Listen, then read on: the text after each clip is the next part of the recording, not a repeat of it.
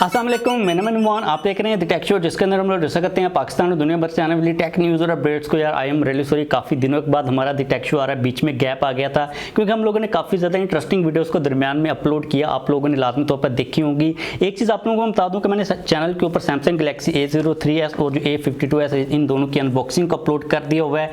और आप लोगों के लिए मैंने एक गिवे भी रखा था, जो कि मैंने इन वीडियोज़ के अंदर अनाउंस नहीं किया क्योंकि मैं नहीं चाहता था कि कोई भी बंदा मेरी वीडियो को सिर्फ गिवे के लिए देखे। और मैं ये चाहता था कि मेरे जो द टेक शो के रेगुलर व्यूअर्स हैं उन लोगों को लाजमी तौर पर गिवे मिले। आप लोगों के लिए ये जो दो नेक बैंड्स हैं इनका गिवे भी आप लोगों ने ये करना है कि आप लोगों ने एक वीडियो के नीचे जाके कमेंट कर देना। A03s की वीडियो के नीचे आप लोग कमेंट कर सकते हो, तो उसका लिंक आप लोगों को नीचे मिल जाएगा और आप लोग ताकि गिवे के अंदर पार्टिसिपेट हो जाऊँ। मैं वहाँ पर इस वीडियो के अंदर भी अनाउंस कर सकता था, लेकिन मैंने आप लोगों के लिए ये चीज़ें रखी हुई थी, तो भाई लाजमी तौर पर जाकर कमेंट कर दीजिएगा और वीडियो को देख लीजिएगा। अपनी फीडबैक भी लाजमी तौर पर दे दीजिएगा क्योंकि हम लोग कोशिश करें कि चैनल के ऊपर ज़्यादा से ज़्यादा स्मार्टफोन्स को कवर करें।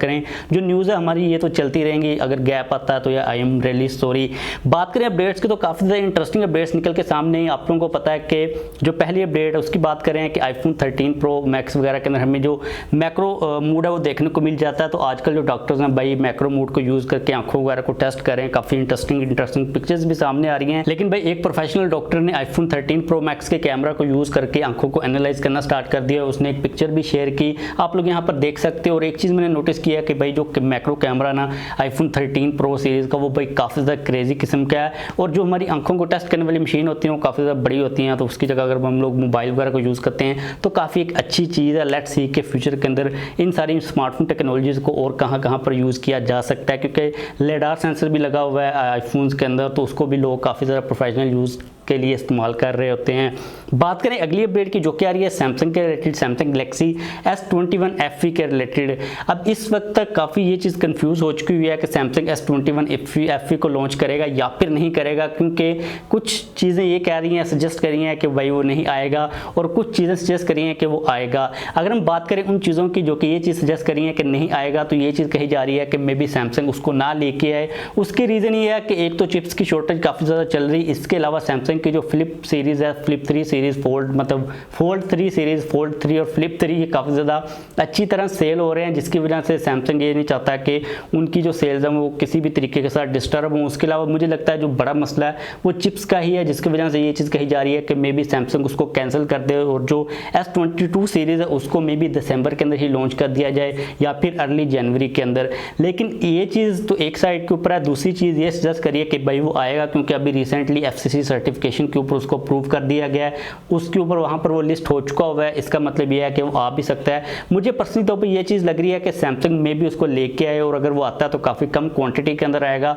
और मुझे पर्सनली तौर पर ये लगता है कि सैमसंग को उसको लेके आना चाहिए, क्योंकि जो S20 FE था उसके बाद ये जो एक पूरी लाइनअप है ना, ये काफ़ी अच्छी तरह मतलब चल पड़ी हुई है, ये फेमस हो चुकी है, लोगों को पसंद आई है। तो सैमसंग उसको लेके आ जाए ताकि जो एक सीरीज़ है वो तसलसल ना टूटे, चाहे कम अमाउंट के अंदर आए, ताकि लोगों को पता हो कि भाई ये वाली जो सीरीज़ है एग्जिस्ट करती है, आती होती है। लेट्स सी कि सैमसंग क्या करता है। अगली अपडेट की बात करें जो कि आ रही है रेडमी के रिलेटेड, तो रेडमी, शाओमी, पोको के रिलेटेड आप लोगों को एक चीज़ का तो पता है कि ये काफ़ी ज़्यादा रीब्रांडिंग करते हैं। अभी रिसेंटली इंडिया के अंदर रेडमी नोट 10 लाइट के नाम से एक डिवाइस सामने आई है, जो कि बेसिकली रेडमी नोट 9 प्रो का ही एक रीब्रांडेड वर्जन है। स्पेसिफिकेशंस काफ़ी हद तक सिमिलर वही हैं, डिज़ाइन भी काफ़ी हद तक सिमिलर सेम ही है। अगर हम स्पेक्स की बात करते हैं तो 6.6 इंचज़ का IPS LCD डिस्प्ले लगा फ्रंट के ऊपर, कोई रिफ्रेश रेट का तो सीन होता नहीं था जब ये वाली सीरीज़ आई थी। इसके अलावा फ्रंट के ऊपर 16 मेगापिक्सल का सेल्फी कैमरा, बैक साइड के ऊपर 48 मेगापिक्सल का मेन सेंसर है, स्नैपड्रैगन 720G का प्रोसेसर है, वही 5020 mAh बैटरी के साथ आप लोगों को सपोर्ट मिल जाती है 18 वाट की फास्ट चार्जिंग की। तो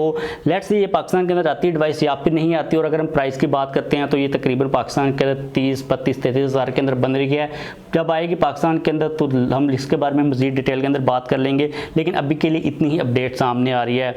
अगली अपडेट की बात करें जो कि आ रही है पाकिस्तान के अंदर 5G के रिलेटेड, तो अभी रिसेंटली जो डिजिटल कोऑपरेशन है ना, ऑर्गेनाइजेशन, उन लोगों की एक मीटिंग हुई है जिसके अंदर जो हमारे IT के रिलेटेड जितने भी बड़े बड़े ऑफिसर्स वगैरह वो मौजूद होते हैं। तो इस मीटिंग के बाद एक सबसे इंपॉर्टेंट चीज़ ये निकल के सामने आई है कि पाकिस्तान के जो IT मिनिस्टर हैं उन्होंने ये कहा है कि अगले साल 2022 के एंड तक पाकिस्तान के अंदर 5G को इंट्रोड्यूस करवा दिया जाएगा, मतलब कि पाकिस्तान के अंदर 5G आ जाएगा।